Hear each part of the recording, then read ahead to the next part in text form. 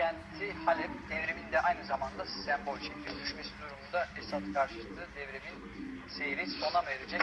İç savaşta yitirilen 300 bin can boşa mı kaybedilmiş olacak? Stüdyomuzda Esad karşıtı etkili gruplardan Sultan Murat Tugayları'nın komutanı İsa var. Hem onunla hem de konuklarımızla Halep ve son günlerin Kobanesi olmaya aday Afrin'i konuşacağız. Diğer bir konu ise Cumhurbaşkanlığı Sarayı ve kuyruklu yıldıza gönderilen uydunun akıbeti olacak. Ben hemen Sayın Fehim İsa ile başlamak istiyorum. Hoş geldiniz. Ayağınızın tozuyla Suriye'den, cepheden geldiniz. Şimdi birkaç haftadır özellikle Halep önemli bir konuk kazanmış durumda ve biz de haberlerimizi de izliyoruz. Kuzey Kıbrıs'ı kapanmak üzerindeki 4 kilometrelik Kandarat'ta şiddetli çatışmalar var dedik. Kaybedilmesi durumunda da Suriye'deki devrim aslında sona ermiş olacak bir bakıma. Nedir son durum? Siz orayı çok daha iyi biliyorsunuz. Oradaki yaşanan çatışma, Esad'ın şu anda bölgedeki üstünlüğü hangi aşamada, biraz ondan bahseder misiniz? Şimdi bundan yaklaşık 20 gün önceden beri Esed çok yüksek o cephede birleşme kaydetti. Handarat bölgesine ulaşarak oradan da planı zaten bir yıl önceden kodukları planı bitirmeye gelmek istedi. Hala bir abluka almasını isteğinden dolayı. Bugünlerde de zaten mücahitlerin çok direniş verdiklerinden dolayı 10-15 gündür beri hiç bunu ele geçiremiyor bu koridoru. Bu da demek tabi Halep'in geçirse bile de Halep'in savaşının bitmesi der ya. Çünkü özgürlerin orada çok bölgeler elinde olduğundan dolayı kırsalda bunu tabi bunlara da kendisi güç katarak Esed oradan da bitirmek isteyip püskürtecek ki mücahitleri, o da kendi için kolay bir şey değil zaten. Kendi de savaşlarına girmiyor. İç savaşlara girmiyor. Sokak savaşlarına girmiyor mücahitlerden. Bu da neden desem bana, bu da mücahitlerin elinde ağır silahların bulunmamasından dolayı, oradaki kendinin ağır silahlarının etkisinin kaybetmesi, mücahitlerin elindeki olan keleşlerin devreye girmesi. Onun için daima kırsallardan bile Halep'in şehrinin kenarından, kırsaldan, boşluklardan yerleşmeye devam edip tabi planın iki bölümü var. Birisi Halep'i kapatmak, ikinci de Nubba ve Zahra denen 2 tane küçük köy var. Bunlar da Nusayri köyleri. Onların da ablukasını sökmek istemesinden dolayı. Peki yani Halep düşerse ondan sonra stratejiniz nedir? Az önce bir şey dediniz, yani devrim sona ermiş olmaz, Halep her şeyin sonu değil dedi. Ben de bir şey sorabilirim. Buyurun. DAEŞ Halep'in neresinde? DAEŞ Halep'in yaklaşık 10 kilometre doğusunda. Onlar Esed'le aynı cephede sakin şekildeler. Birbirinden hiç... Halep'e yönelik bir saldırısı Yani var. Esad'la IŞİD arasında aslında bir çatışma söz konusu. Halep cephelerinde, IŞİD'in olduğu bölgelerde Esed'le hiç çatışmaları olmuyor.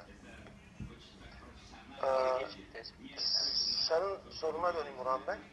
Bu bizim de tabii kendi planı olduğu gibi mücahitlerin, Suriye'de savaş veren mücahitlerin, Halep'te de planları olduğu gibi bizim de gözümüze kestirdiğimiz noktalar var. Kapandığı anda biz de ikinci plana geçeceğimiz için bizim de planlarımız var askeri olarak. Nereden koridor açacağımızı, nereden edeceklerimizi biz de onu bildik yani.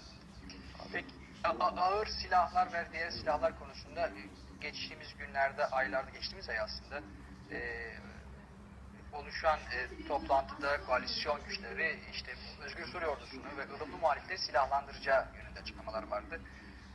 Size bir silah ulaştı mı bu son olaylardan sonra? Çünkü Kobani'ye, IŞİD'de, YPG'ye, sonrasında dolaylı olarak IŞİD'de de silah yardımı yapıldığını gördük. Peki Özgür Suriye ordusuna böyle bir yardım yapıldı mı? Elinize silah geçti mi? Burada koalisyonun yaptığı işler bazen düşünük ki biz içeride olduğumuzu bunu çok farklı hissedik. Suriye'nin savaşı siyasi dış savaşlarına döndü. Kimin eli yeterse Suriye'nin içinde kendi çıkarına göre savaşlar çevirmeye başlandı. İlk dönemde Suriye Savaşı bu halde değildi. Neden desem bana? Çünkü dedikleri grupların hepsine istediği gibi vermiyor. Genlerin etki yaratacağı gruplara silahlar sevk etmeli.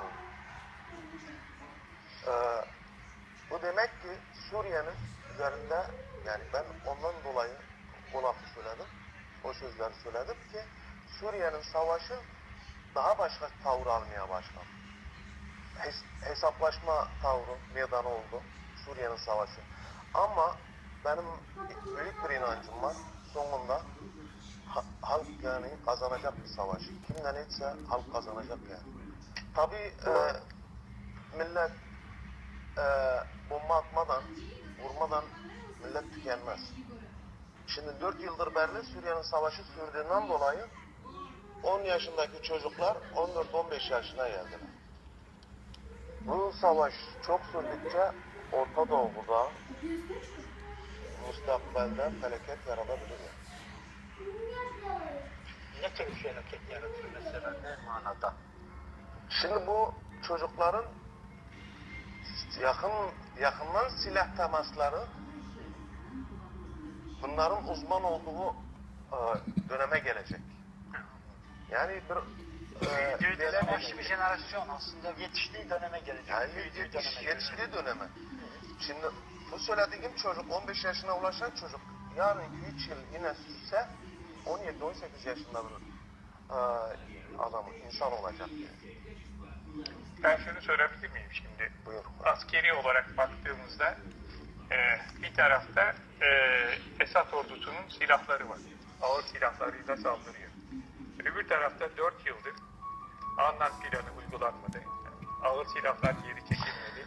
Halep'te 2 milyon insan var. İnsani yardım gitmiyor. Ve bu inançlı insanların ilacı yok, ekmeği yok, suyu yok.